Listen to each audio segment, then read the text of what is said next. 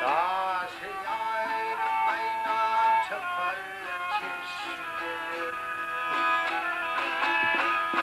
Ketmeler ketmeler kayalardan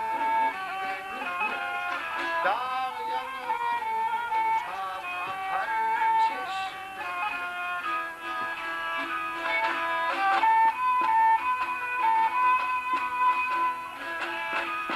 Bahar baştan seyreder hata kenarına yeterli hata.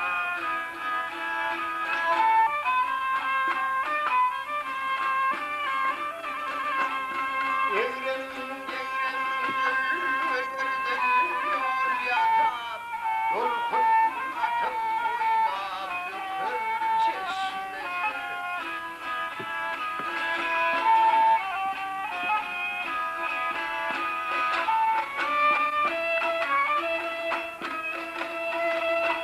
Aman heyran edim varken bizim diyara, varlığın toplu çeşme oldu dara.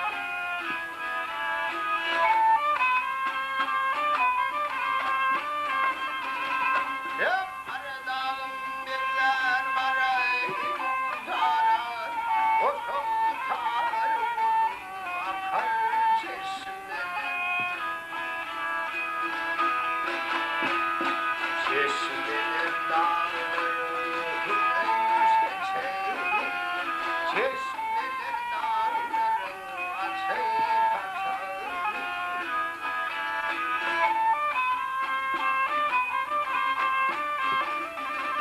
Hep sultanı takdim eder gerçeği, gülvasından çok yapar çeşmeler.